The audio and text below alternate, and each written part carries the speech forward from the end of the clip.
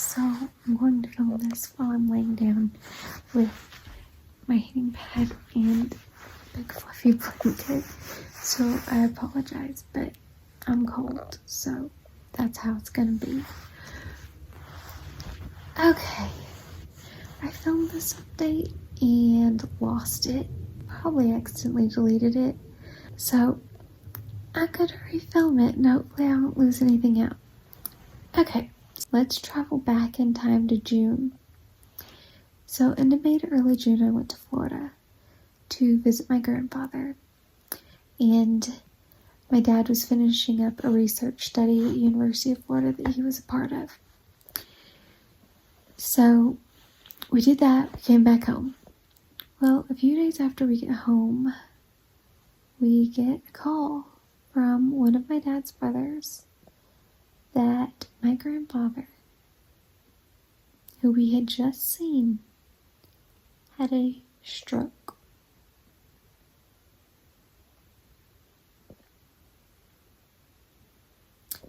Totally unexpected. When we were with him, he was completely fine. And it just blows my mind how someone can be completely fine and seem like they're in good health and then suddenly have a stroke.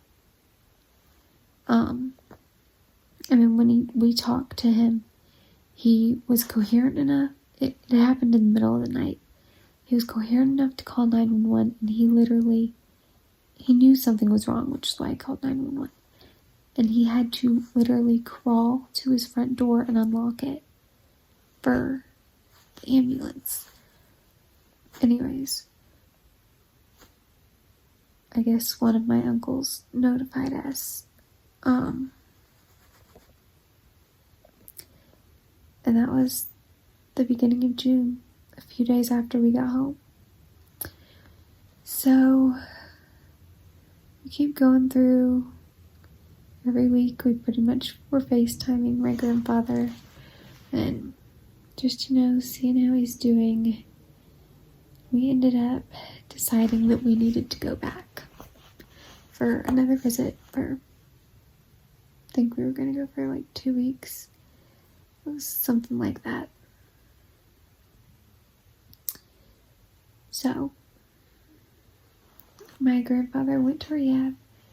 He gets into the skilled nursing facility, and while he was at the skilled nursing facility, that was when we went back to Florida.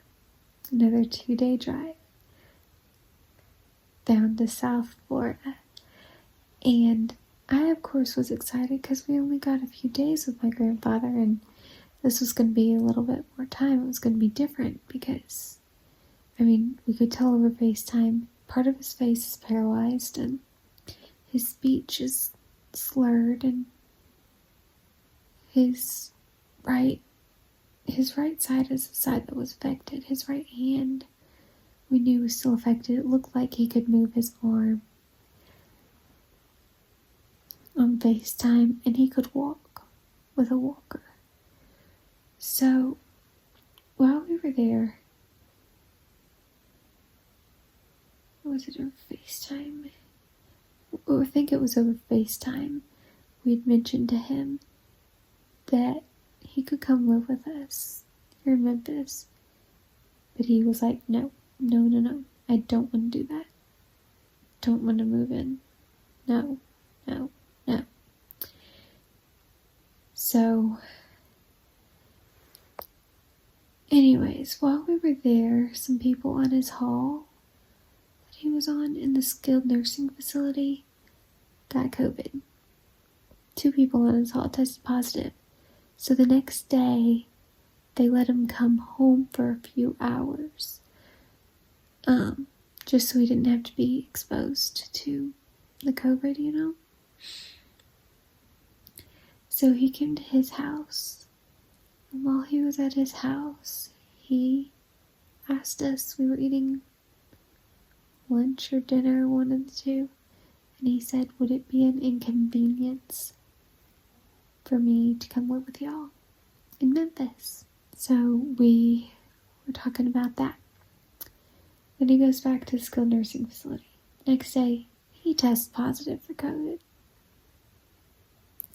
So our last few days there, my mom was going because she knows how to protect herself being a nurse. And my dad and I, because we're immunocompromised, had to stay back. And we couldn't go visit him.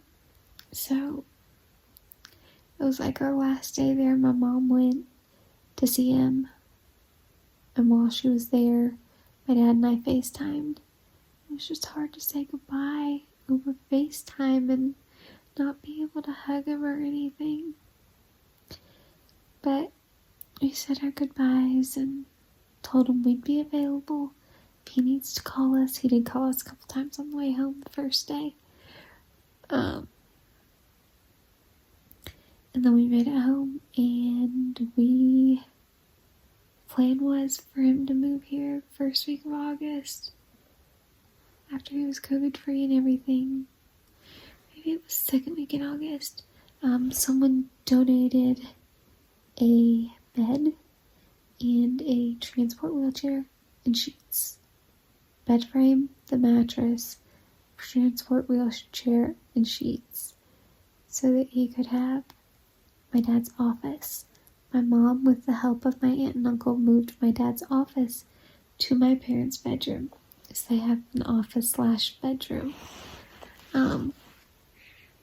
There was enough room for my dad's desk, which was a surprise to me.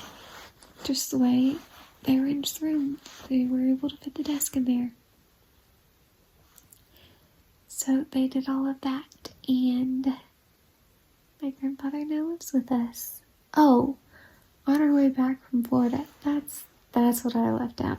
The second time, on our way back, we ended up in a car wreck.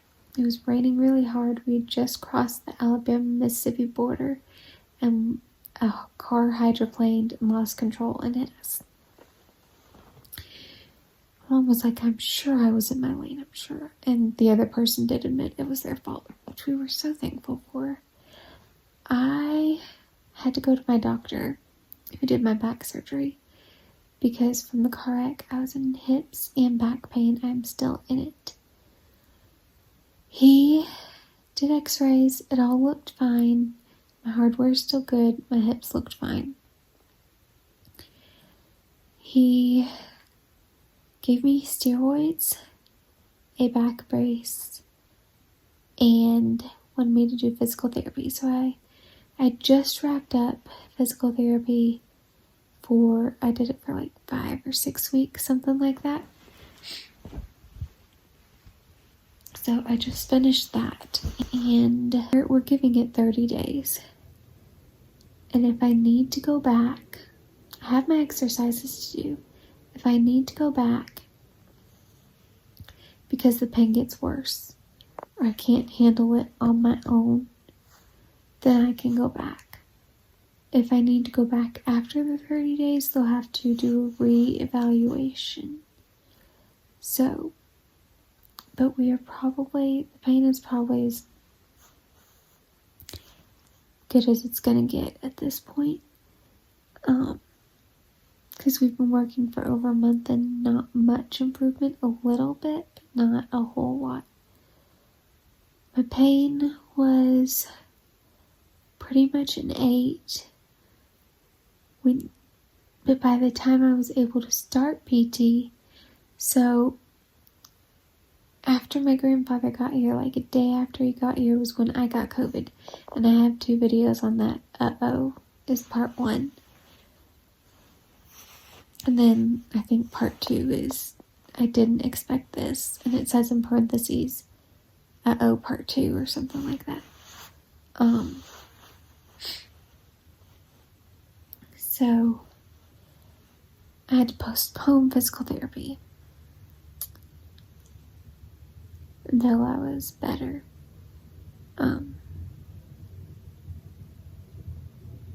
So we'll see how I do. That has been what we have been doing. Basically, my grandfather had a stroke in early June. He moved in with us in August. So, yeah, that's sort of the big update that been trying to work on getting to y'all. And it's just taken a lot longer than it should have. And I am going to try to get more consistent. I know lately it's been sporadic and hasn't been very consistent, but I will try and get more back consistent, even if it's just an update on how I'm doing that week or what's going on that week. I am on my first semester on campus. It's my first time to be on campus. It's going well so far. It's math for elementary school teachers. So I'm learning how to teach math. So, anyways, I think that is all I have. But I will keep y'all in the loop as much as I can. So, the other thing I was going to say, so the temperature's dropped quite a bit, and as it's been dropping, I have been in more rib pain, but it has primarily been at night.